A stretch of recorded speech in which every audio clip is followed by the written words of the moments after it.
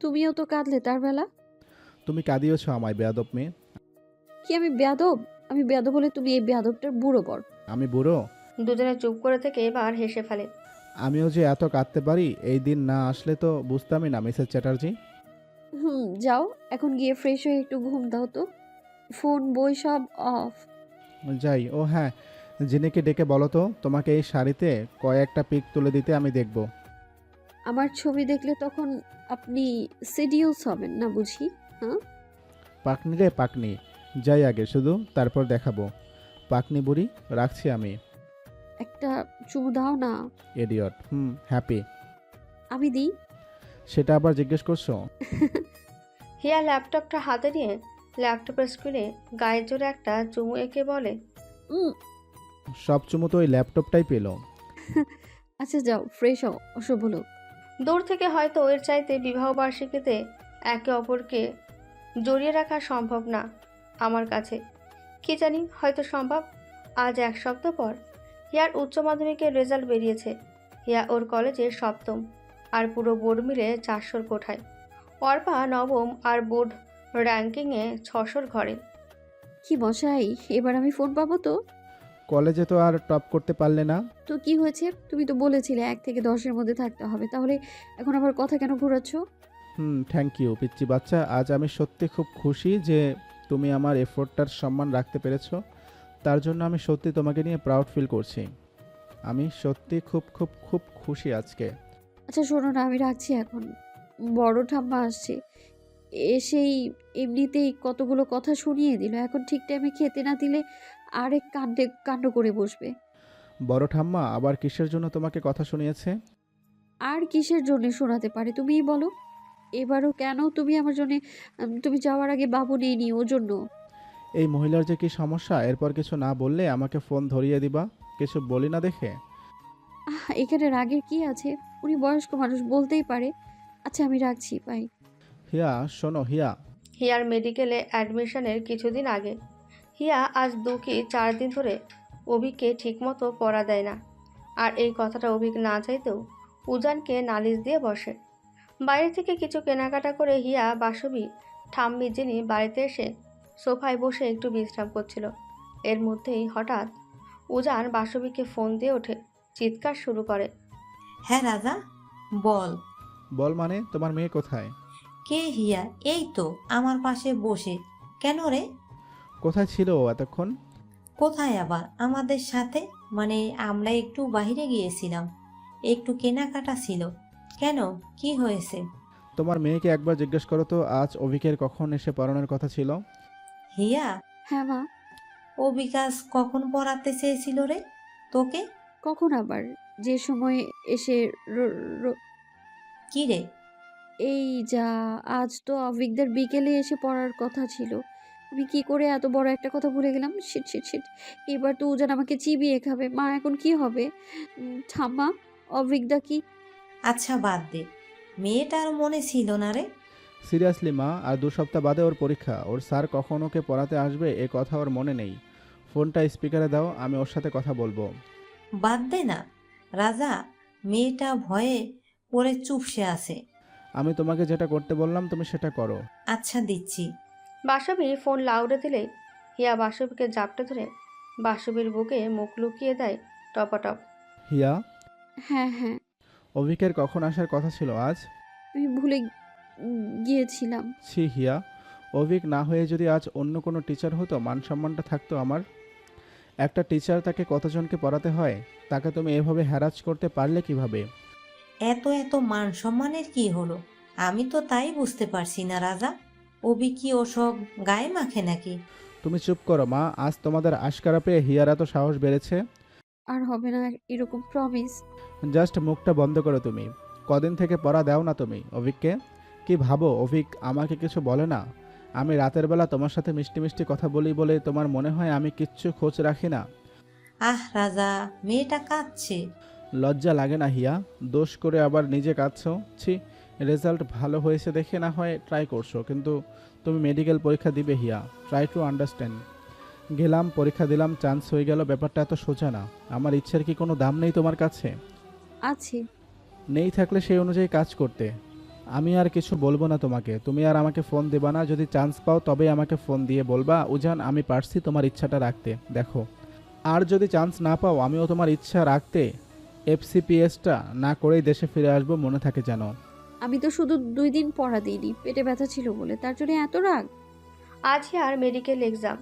Here মনে যতটা না ভয় তার চাইতে হাজার গুণ ভয় গ্রাস করে রেখেছে উজানকে। উজান আজ ক্লাসে যায়নি। সকাল থেকে হিয়ার সাথে ফোনে কথা বলে বলে হিয়ার মাথা পুরো হ্যাং করে দিয়েছে একেবারে। হিয়াকে এদিকে হিয়ার পরীক্ষা শুরু হলে উজানের চিন্তা আরও গভীরে চলে আসে। তাতে হিয়াকে ডক্টর বানাতেই হবে। রুমের এপাশ ওপাশ পায়চারি করতে থাকে উজান। পরীক্ষার এই একটা ঘন্টা হিয়ার কাছে রকেটের বেগে ছুটলেও উজানের কাছে প্রত্যেক মিনিটের কাটাই যেন আলোক বর্ষের সমান মনে হতে থাকে। পরীক্ষার হলের বাইরে দাঁড়িয়ে অভিক পাশবি আর যিনি হিয়ার জন্য অপেক্ষা করছিল। পরীক্ষা শেষ হলে হিয়া ওদিক এদিক না তাকিয়ে সোজা বাইরে চলে আসে। হিয়াকে আসতে দেখে যিনি দৌড়ে হিয়াকে জড়িয়ে নেয়। পরীক্ষা কেমন হলো হিয়াতি? ভালো। এভাবে মুখ ফ্যাকাশে করে কেন বলছো? ভালো হয়নি? জানি না। কি রে মা, পরীক্ষা কেমন হলো? কিরে চুপ করে আসিস যে, হবে তো চান্স নাকি? জানি না অভিজ্ঞা। বলতে না বলতে হিয়া কেঁদে ফেলে। আরে কাঁদছিস কেন বোকা মেয়ে? না হলে হবে না, এর জন্য কাঁদতে হয় নাকি পাগলি? মা, আমি উজানকে কি বলবো? আমি পারবো না মা ওর মুখোমুখি হতে। উজান নিশ্চয়ই এখনই ফোন করবে। আমি আমি তখন ওকে। বোকা মেয়ে কাঁদছিস কেন? সবাই তো বলেছে 19 আপ করে দাগিয়েছে। তুই কতগুলো অ্যান্সার করছিলি বল আমাকে? উজানকে বলতে হবে তো নাকি? বলতে না বলতে উজান ফোন করে অভিককে। দেখ, উজানের কথা বলতে না বলতে ছেলেটা ফোন করছে। হ্যাঁ রে বল। হিয়া বেরিয়েছে হল থেকে, এতক্ষণে তো ওর পরীক্ষা শেষ হবার কথা। বেরিয়েছে আমার পাশে দাঁড়িয়ে। আমাকে ফোন দিসনি কেন তাহলে? তুই কি বললো? পরীক্ষা কেমন হয়েছে ওর? কিছু বলেনি, খাচ্ছে শুধু। কাছে মানে পরীক্ষা ভালো হয়নি ওর? ওকে ফোনটা দে তো, আমি কথা বলি। হিয়া কথা বলবি উজান? হিয়া মাথা নাড়িয়ে আরও কেঁদে ওঠে। কথা বলবে না হিয়া এখন তোর সাথে? ঠিক আছে, ওকে একটু শান্ত হতে দে। জিজ্ঞেস করতো কত আনসার করছে। প্রশ্ন তো সবাই বলেছে ইজি হবে নাকি। কাট মার্ক 70-75 প্লাস হবে হয়তো। 80 আপ না করলে টিউলিপ বা সংলিপনির মতো ভালো কোথাও সিরিয়াল আসা টাফ হয়ে যাবে। টিউলিপে হবে না। আমি কি করে বলবো বল? তোর বউ তো কিছু বললেই না কত দাগলো। তোর বউ তো কিচ্ছুই বলছে না, কত দাগালো, কী ভুল করলো। হিয়া না বললে আমি কি করে বুঝবো বল? আচ্ছা ওকে আর কিছু বলিস না, মাকে ফোনটা দে। শামিমা ওজান কথা বলবে। হ্যাঁ রাজা বল। হিয়াকে আর কিছু বলো না মা, বাবাকে বলো ওকে কিছু না বলতে। চেষ্টা তো করেছিল মেয়েটা, হয়নি। ওটা হয়তো ওর ভালোর জন্য। ওকে আর বেশি বকাবকি করো না, নেক্সট এক্সামের জন্য প্রিপারেশন নিতে বলো।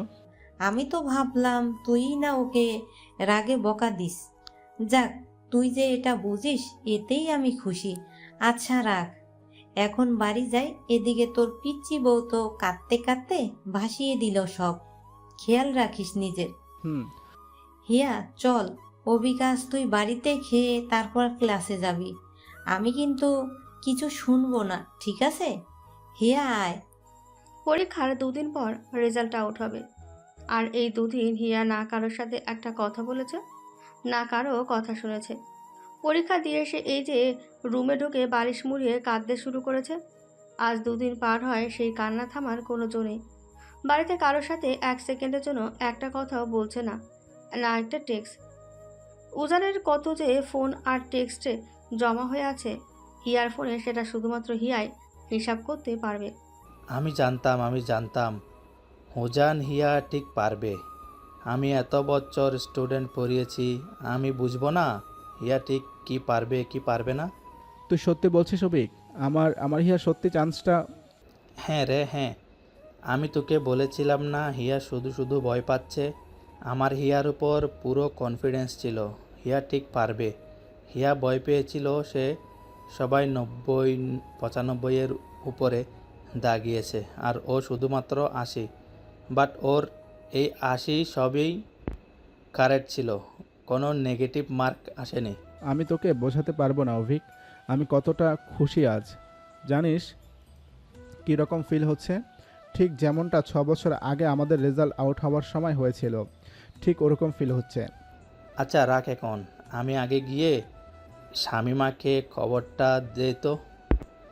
খবরটা তো দেই। ওদিকে অর্পারও তো ছোট থেকে ইচ্ছে ছিল ও বড়দার মতো বড় ডক্টর হবে। কি জানি ওর রেজাল্ট কি। হিয়া ছাড়া তো ওই খবর আর কেউ দিতে পারবে না এই মুহূর্তে। ঠিক আছে, তুই বাড়ি গিয়ে হিয়াকে বল আমাকে ফোন করতে। মেয়েটা আমার সাথে 2 দিন ধরে কথা বলে না রে, আজ মন খুলে ওর সাথে কথা বলবো। রাখছি। কই গো শামিমা, জিনি কোথায় গেল? মিষ্টি কি খাওয়াবে না? আমি নিজে নিয়ে আসবো। যিনি দৌড়ে এসে অভিকটা শুনেছে হিয়াদি? হ্যাঁ রে, হ্যাঁ শুনেছি। তা 2 দিন ধরে চোখের জলে যে বন্যা বানিয়ে দিল, সে কোথায় শুনি? অভিকদা, হিয়া দৌড়ে এসে অভিককে জড়িয়ে ধরে কেঁদে ফেলে। আরে কি করছিস, কি কাঁদছিস কেন? আজ আমার ডক্টরিতে চান্স পাওয়ার পেছনে সবচাইতে বেশি অবদান তো তুমিই রেখেছো। আমি কত জ্বালিয়েছি তোমায়, তবুও তুমি আমাকে কখনো বকনি। আমার সমস্যাগুলো বুঝে আমাকে ওভাবেই তৈরি করেছো তুমি। আমি আর রোজান কখনো তোমার এই ঋণ শোধ করতে পারবো না, কখনো না। দৌড় বোকা মেয়ে, তুই তো আমার অর্পার মতো।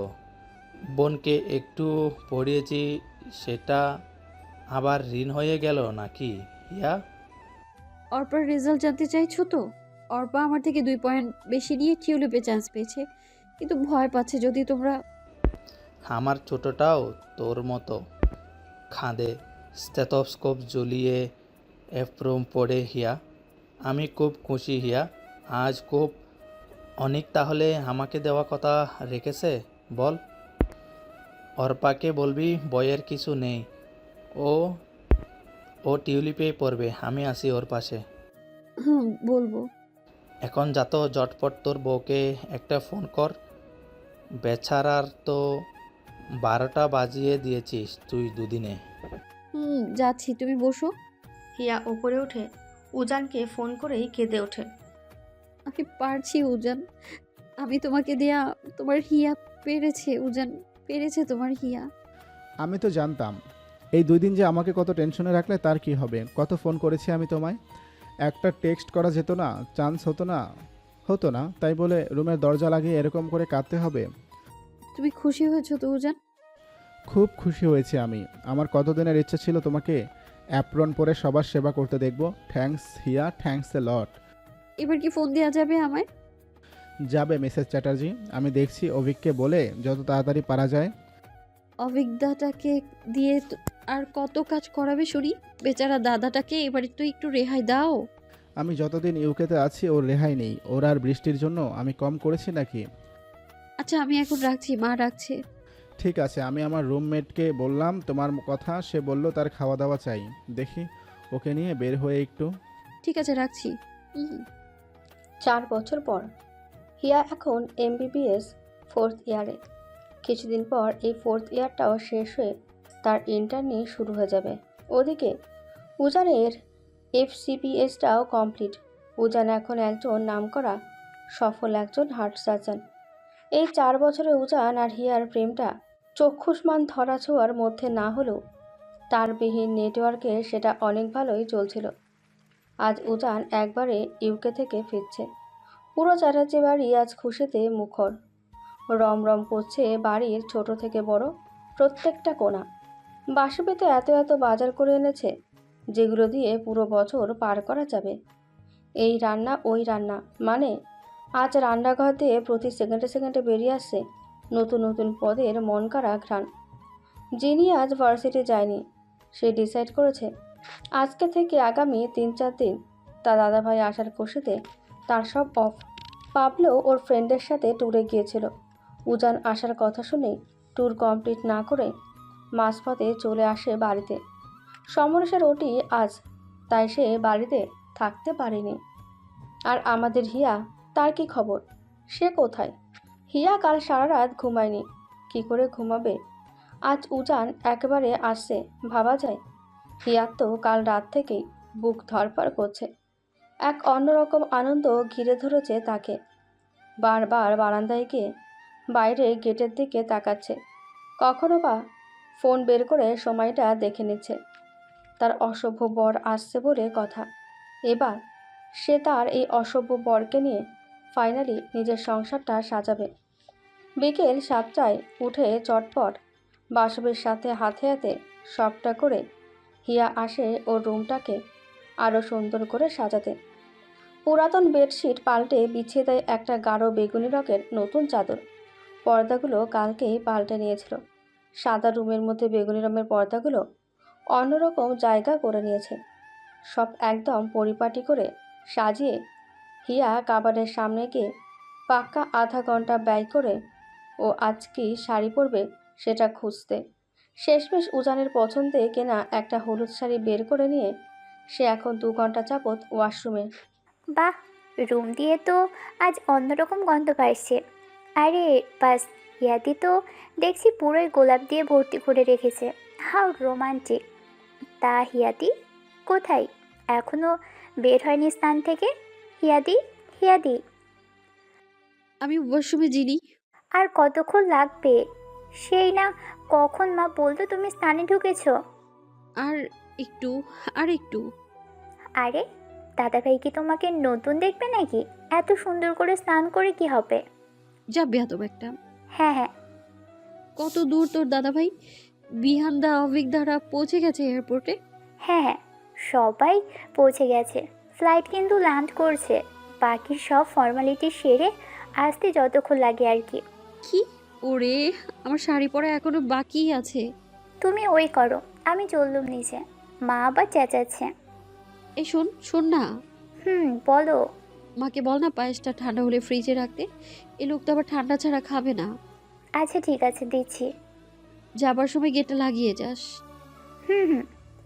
হিয়ার বের হয়ে আসতে আসতে বিহান আর অভিক মিলে হই হুল্লোড় করতে করতে উজানকে নিয়ে বাড়িতে হাজির। কি তাদের বাড়ি মাতানো চিৎকার!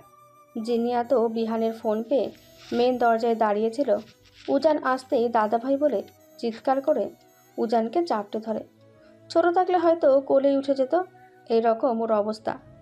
পাবলো তো পেছন থেকে এসেই তার দাদাভাইয়ের পিঠে চড়ে নিজের মনের আনন্দ জাহির করতে ব্যস্ত। ভাই বোনের আদর মাখা মিলন মেলা শেষ হলেই উজান গিয়ে বাসবির সামনে দাঁড়িয়ে পড়ে। বাসবির চোখে জল। এটা কোনো দুঃখের আশা জল না, এটা তো মায়ের স্নেহমাখা চোখের জল। বাসবি কাঁদতে কাঁদতে উজানের পুরো শরীরে হাত বুলিয়ে তার রাজাকে জড়িয়ে ধরে। বাসবির সাথে তাল মিলিয়ে উজান নিজেও হালকা কেঁদে ফেলে। হয়েছে হয়েছে, কাঁদতে কাঁদতে তো বাড়িতে একেবারে বন্যা বানিয়ে দেবে দুজনে। আয় প্লিজ মা, আর না, অনেক হয়েছে, এখন দুজনেই একটু থামো। বাহ মাসি বাহ, কি কি স্পেশাল রান্না করলে আজ! আমি কিন্তু আজ না খেয়ে যাচ্ছি না। তোরা সবাই পরে খাবি, আজ আগে আমি আমার ছেলেকে মন ভরে খাওয়াবো নিজ হাতে। ওই তো এখন থেকে শুরু হলো তো তোমার পার্সিয়ালিটি। উজান জিনিয়ার মাথায় টোকা দিয়ে এতদিনে যে তোরা একা একা সব আদর খেলি সেবেলা। হ্যাঁ হ্যাঁ, কে বলেছিল আমাদের ছেড়ে যেতে? তা মাসিমা, আমাদের পিচ্চি হিয়া কোথায়? অবশ্য উজানের পিচ্চি হিয়া এখন আর পিচ্চি নেই বললেই চলে। কি বলিস জিনি? সে আর বলতে, হিয়াদি তো সাজুগুজু করতে ব্যস্ত নিজের ঘরে। দাদাভাই কতদিন পর দেখবে, বুঝো না? বড় হয়ে আরো বেশি পেকে গেছিস দেখছি। এখন ছাড় তো আমার ছেলেটাকে, ওকে একটু বসতে দে। মা, আমি একেবারে ফ্রেশ হয়ে এসে বসছি। আর কি তুমি, হ্যাঁ, এখনো স্নান করনি? ওই আমার জন্য রাতে রাতে নিশ্চয়ই এত বেলা অবধি। এসেই মাকে শাসন করা শুরু করলি তো? এতদিন হিয়ার জ্বালায় বাঁচতে পারতাম না, এখন এই জুটলো কপালে আর একটা। আচ্ছা যা, তুই গিয়ে আগে ফ্রেশ হবি না স্নান করবি? করে নে, আমিও স্নানটা করে এসে তোকে আজ নিজ হাতে খাইয়ে দেব। বাসবি উজানের কপালে একটা স্নেহের পরশ এঁকে দিয়ে আবার রান্নাঘরের দিকে চলে যায়। যাও যাও, হিয়াদিটা যে কি করছে উপরে কে জানে। গিয়ে দেখো, উল্টো চমকে দাও দেখি। আচ্ছা তোরা বস, আমি আসছি। হিয়া এতক্ষণ ওয়াশরুম থেকে বের হয়ে কোনো রকমে মাথাটা মুছে শাড়িটা পরছিল, কিন্তু ওই যে তাড়া থাকলে যা হয়। আজ এমনিতেও হিয়ার মন কাঁপছে, সাথে কাঁপছে ওর হাত পা। এই কাঁপাকাঁপির চোটে বারবার শাড়ি পরতে গিয়ে ওলটপালট হয়ে যাচ্ছে, আর ওলটপালট হওয়ার চোটে হিয়ার মেজাজ এখন পুরো বিগড়ে হাই ডিগ্রিতে ঘুরপাক খাচ্ছে। হায় রে, কোন দুঃখে যে শাড়ি বের করে পরতে গেলাম। গেলাম তো গেলাম, এই শাড়িটাই বের করতে হলো। আ আজ এত হাত কেন কাঁপছে আমার, কেন? অসহ্য। ওইদিকেও তো এসে গেছে, সবাই কি সুন্দর ওর সাথে দেখা করে, আর এখানে আমি কি না। ওকে দেখার জন্য চোখ ফেটে যাচ্ছে আমার। আর আরেকবার চেষ্টা করব শাড়িটা পরার, এরপর যদি না হয় তাহলে এরকমই বের হয়ে যাব, জামা কাপড় ছাড়া।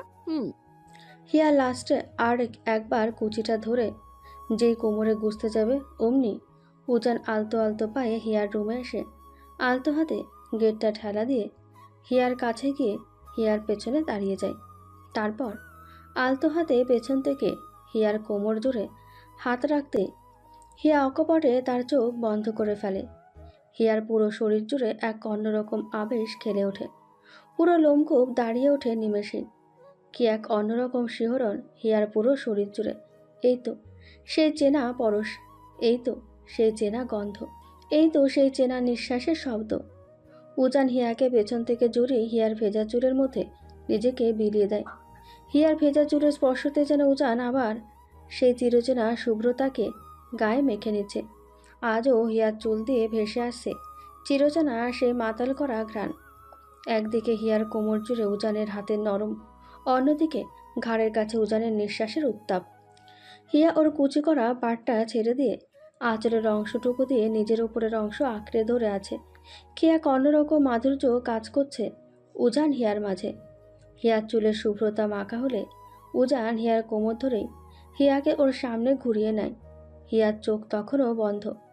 উজান হিয়ার কোমর ধরে হিয়াকে আরও কাছে টেনে হিয়ার বন্ধ চোখে ওর ঠোঁটে নরম ছুঁয়ে দেয়। সাথে সাথে হিয়ার বন্ধ চোখ দিয়ে গড়িয়ে পড়ে দুফোঁটা পানি। হিয়া আর কিছু না ভেবে সপাটে উজানকে জড়িয়ে ধরে কেঁদে ওঠে। আজকে হিয়াকে অনেক কাঁদতে হবে, অনেক দিনে জমানো কান্না জমে আছে যে তার। আমি কি আমার পিচ্চি বাচ্চাটা চোখের জল দেখব বলে এত দূর থেকে ছুটে আসলাম? হিয়া এবার মুখ তুলে উজানের দিকে যায়। হিয়ার দু চোখ এই মুহূর্তে নোনা জলের ভেলায় ভাসছে। উজান আলতো হাতে হিয়ার চোখ মুছে দিয়ে হিয়ার কপালে স্নেহের পরশ বুলিয়ে দেয়। এটা তোমার আসার সময় হলো? কি করব বলো, সময়টাই তো হচ্ছিল না আসার। আর এই যে এবার একেবারে চলে আসলাম, এখন আর তোমাকে অভিযোগ করার কোনো জায়গা দেব না। আমার না এখনো সবটা কিরকম যেন স্বপ্নের মতো লাগছে, জানো। আমি সত্যি সত্যি তোমাকে এভাবে, আমি তোমাকে ধরতে পারছি উজান। আমি আমি তোমাকে ছুঁতে পারছি, দেখো তোমার নিঃশ্বাসের শব্দ শুনতে পাচ্ছি আমি। সবটা কিরকম যেন।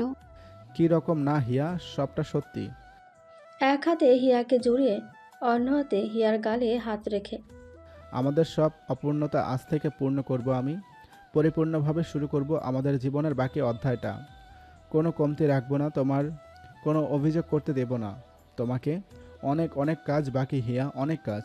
তোমাকে ডক্টর হতে দেখব, নিজ হাতে তোমাকে সুস্থ করব। আমাদের একটা সাজানো সংসার হবে, সেই সবকে পূর্ণ করতে আমাদের কোলজোরে আসবে আমাদের হিয়ান। তুমি খুব করে চেয়েছিলে না আমাদের একটা পুচকু হবে? আমি কথা দিচ্ছি তোমায়, আমাদের দুজনের হিয়ান আসবে খুব শীঘ্রই। তুমি মা হবে, আমি বাবা। কত কত স্বপ্ন ছিল আমাদের, সব পূরণ হবে হিয়া, সব। হিয়ার চোখে আবার জল এলে উজানকে জড়িয়ে ধরে। আর কান্না না হিয়া, এখন থেকে শুধু খুশি দেখতে চাই আমি তোমার চোখে মুখে। আমাকে কি সেই সুযোগটা তুমি দিবা না? হিয়া চোখ মুছে মাথা নাড়িয়ে সম্মতি দিয়ে বলে, হ্যাঁ দিবে। এখন থেকে আমার একটা আলাদা সংসার হবে বলো, আমি তুমি দুজনে মিলে। জানো, আমি না আমার ডায়েরিতে লিখে লিখে রেখেছি তুমি আসলে আমি ঠিক কি কি করব, কি কি কিনবো, কি কি বলবো। এখন তুমি ওই ডায়েরিটা দেখে আমাকে এক এক করে সব এনে দিবে। সব এনে দেব। তা আমি আসছি যেন আপনি একবারও নিচে নামলেন না, এই বুঝি আমাকে দেখতে ইচ্ছে হচ্ছিল আপনার? আরে দেখো না, এই শাড়িটা কীরকম শুধু খুলে খুলে যাচ্ছে। আমি সেই আধ ঘন্টা ধরে পড়ছি, তাও হাত থেকে ফসকে যাচ্ছে তো যাচ্ছেই। কই দেখি। উজান একটা দুষ্টুমি হাসি দিয়ে হিয়ার আঁচল ধরে টান দিলেই হিয়া খিলখিল করে হেসে ওঠে। অসভ্য একটা, এসে শুরু হলো তোমার। পিচ্চি বাচ্চাটা একটু মোটা হয়ে গেছে মনে হচ্ছে। ও শুধু মোটা হয়েছি ওটাই দেখলে আমি বড় হয়ে গেছি সেটা চোখে পড়ছে না? হ্যাঁ তো কি, বড় হয়ে গেছে তো আমার পিচ্চিটা। না মাও, কেউ আসবে। কেউ আসবে না। উজান হিয়াকে কোলে নিয়ে পুরো রুমে ঘুরতে শুরু করে। কি আনন্দ না আজ দুজনের মনে। ঘর জুড়ে এক অন্যরকম খুশির ছোঁয়া। কতদিনের অপেক্ষার অবসান হলে আজ। সত্যি এদের ভালোবাসা দেখলে নিজেরই হিংসা হয় খুব। এই এই এই কি করছো? ইস, জিনিয়ার কথা শুনে উজান টপটপ হিয়াকে নামিয়ে দেয়। হিয়া তাড়াতাড়ি ওর আঁচলটা বুকে চাপড়ে ধরে উজানের পেছনে লুকিয়ে পড়ে। এই মেন, নক করবি না? Sorry sorry sorry. এতদিন কি নক করে ঢুকেছি নাকি? ওই অসভ্যের বসে ঢুকে পড়েছি আর কি। হ্যাঁ, কি চাই ওটা তো বলবে এখন। তোমাকে চাই, তোমাকে। মা কিন্তু বকছে এবার। একটা শাড়ি পরতে এতক্ষণ লাগে? যাচ্ছি যাচ্ছি, ভাগ তুই এখন। জিনি চলে গেলেই উজান গেট লাগিয়ে হিয়ার কাছে যাবে।